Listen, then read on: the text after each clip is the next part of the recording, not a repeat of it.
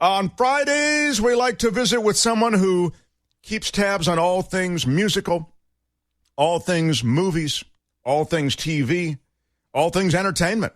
He's the culture blaster in the Marina Times. He writes the Coastal Commuter, and he's written a couple of other really great pieces for the Marina Times. You can catch it there at marinatimes.com. He's our Michael Snyder. Oh, yeah. Nice. Brought in on like the good witch of the north. Greetings, gentlemen. Wow. In the aftermath of the debate, one thing came out clear to me. In these perilous times, there's a simple all-purpose credo you might want to lean on. If you have a conscience, follow it. Yeah.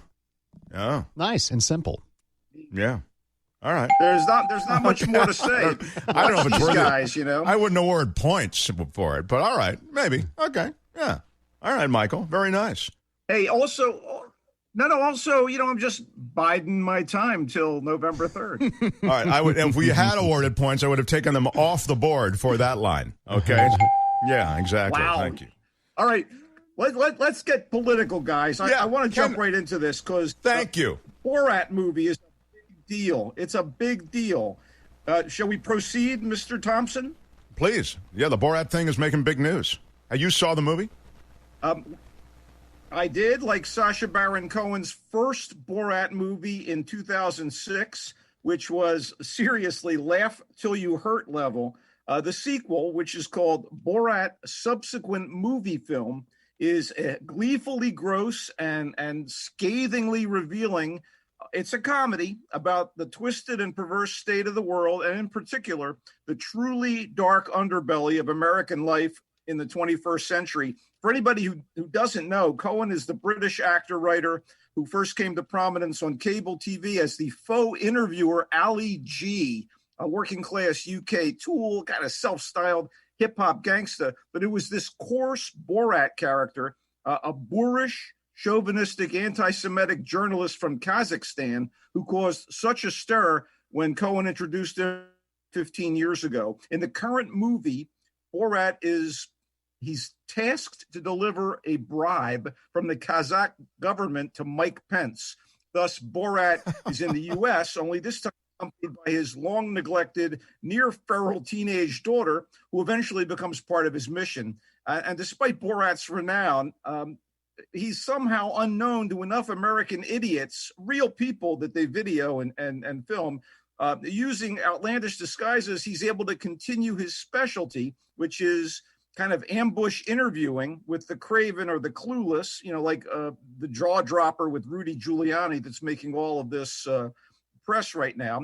And he also was able to disrupt public events, including a Republican PAC gathering honoring Mike Pence and an anti-mask rally filled with white supremacists. I mean, Cohen is always hilarious and gutsy in these endeavors, and I literally laughed out loud a dozen times while watching it, and I cringed a lot too. I want to give a shout out to Maria Bakalova, the 20-something Eastern European actress who plays Borat's 15-year-old daughter. She's getting a lot of recognition for the Rudy sting. She is terrific. She's funny. She's fearless and an ideal foil for Cohen. And considering the number of laughs and there's kind of an October surprise element of all the political content, I thoroughly recommend Borat's subsequent movie film. And it credits Cohen and a number of other screenwriters, but it benefits from a lot of inspired improvisation by him and Ms. Bakalova. Nobody likes her. The director, I think people like her. Director I'm Jason sure. Wallner, he probably just yelled action and ran for cover. I mean, I probably hurt myself laughing a little more watching the first Borat, but this is probably a more important movie at this juncture in time, and I laughed a lot. I think blue noses and prigs and the faint of heart are going to have a problem. But as far as I'm concerned, it's very funny and available on Amazon Prime Video. So there you go. Okay. What else do you have for us? Robert Zemeckis, he's the director and screenwriter best known for the Back to the Future movies and Forrest Gump, decided to do a new movie based on Roald Dahl's book, The Witches, which was actually made into a very scary, funny film by British director Nicholas Roeg in 1990. with Angelica Houston, perfectly horrific as the head of a secret international coven of witches. And Dahl, by the way, is the writer of Charlie and the Chocolate Factory, Matilda, James and the Giant Peach, a lot of classics. And the basic plot of The Witches is the same in both the 1990 and 2020 movies. The witches hide among us in ordinary form, but are actually hideously ugly, hate children, and want to stamp them out by nefarious magical means. And when a boy and his grandmother discover what the witches are doing, they decide to fight back. So Zemeckis' version moves the setting from a hotel in England to one in Alabama. And this is a light diversion that benefits from a good cast led by Anne Hathaway, vamping it up in a weird accent as the head witch, Octavia Spencer being kind of nurturing and undaunted as the grandma, Jazia Bruno, a new young actor I hadn't seen before, very plucky as the boy, and Chris Rock, basically being Chris Rock as the movie's narrator. And despite the actor's skill and enthusiasm and improvements in special effects, I would still recommend the 1990 model with Houston over this one. She was particularly chilling as the head witch, and she reveals her true visage and some of the most memorable and grotesque prosthetic makeup ever. I mean, with Halloween coming, this current version is okay for family viewing. And if you really want mom, dad, and the kids to be frightened as they laugh, go for the older version. So, yeah. And this is called, again, the title is? Roald Dahl's The Witches. No, okay. And that's available where? Netflix? Amazon Prime? Yeah. You Stop me when I get one. I'm so sorry. I get that at Apple Plus, I think. All right. Okay. If I'm not mistaken. I could be mistaken. No, it's HBO Max. I was mistaken. There's so many of them, you know. Holy crap. HBO Max. All right. Quickly, I want to mention something on Netflix for the kids, Modern Day Hero's Journey. Make that a heroine's journey, beautifully rendered in computer animation. Over the Moon mixes Chinese myth, family matters, and a dramatic template familiar from The Wizard of Oz and other movies to tell the story of Fei Fei, a scientifically adept young girl who decides to build her own rocket ship to the moon. And although the movie acknowledges that we've made it to the moon already, Fei Fei, who is still mourning her late mother after 4 years, wants to go there to meet the moon goddess, Chang'e, and prove she's real and prove that love is eternal, which is the little girl's way of possibly stopping her widower father from getting, hooked up with a single mom and her young son. And the Chinese setting, lively, relatable, contemporary characters, all that's great. And the lunar quest that the kid undertakes is lovely, colorful, Asian-appropriate imagery. And the movie is directed by a Disney animation vet, Glenn Keane, who designed Ariel the Little Mermaid and lots of other memorable Disney icons. And he also, by the way, directed the Oscar-winning Kobe Bryant animated short Dear Basketball. And you get your pleasant songs that are sort of standard for this kind of movie, and they're elevated by the voice actors, especially Philippa Sue from Broadway's Hamilton, who is a treat as the moon goddess. And she does one K-pop-ish number that Mark will probably enjoy, Albert. So see if you can grab it off the net, Perfect. Wow. Hung is a goofy moon creature. John Cho is the father. Sandra Oh. San Francisco's own Margaret Cho as Fei Fei's aunt. And like the recent live-action Mulan, casting Asian performers isn't a diversity move. It's appropriate and gratifying, and I think younger kids will enjoy it. It's eye candy with impressive acting from the animated cast. The plots are kind of familiar, and some of the story beats seem a little, janky. But Over the Moon is a decent product with cultural significance. It's not Pixar at its best, but I give it a tentative approval. Great. And so, where can you see that? Netflix. All right, Netflix for Over the Moon. We have another 45 seconds. Hit me hard. Okay.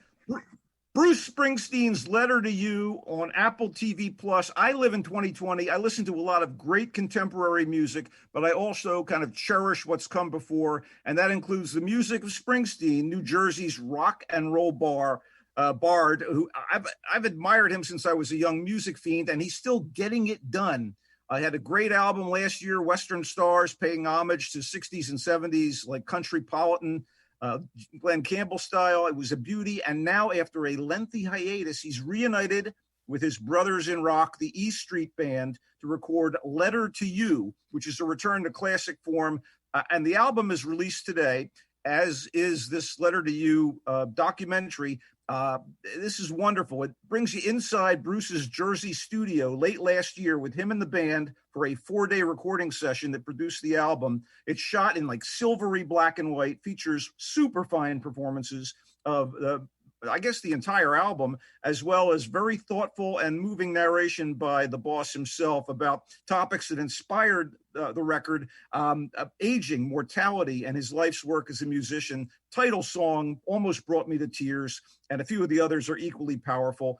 It's damn fine. It's tender. It rocks. It's Springsteen at 70 with the wisdom and gravitas of time, but he still can kick butt. It's really something else. Wow. Springsteen is 70 years old. Man, and still music that can define moments in the culture so well. All right, that's Bruce Springsteen's Letter to You. And that's available where? Google it. Oh, no, Apple Michael TV. knows. That's the Apple one. TV, okay. That's the one on Apple TV. All right, so again, to review, Borat, subsequent movie film. You liked it, not as much as the first Borat, but you thought there's a lot there. If you like the Borat vibe, you'll like this. There are a couple of big payoff moments. It's hilarious. Yeah, payoff characters.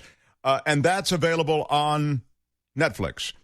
Over the Moon. It's available on Amazon Prime. Amazon Prime. Oh, okay. Sorry. That I will avoid. Thank you for correcting me. I've awarded points.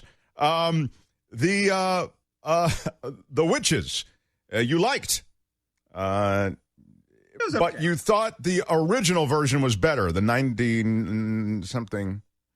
Why do I try to summarize his thoughts like this, Brett? I try to do this, and it's a mess. Hilarious. And The Witches is available on HBO Max.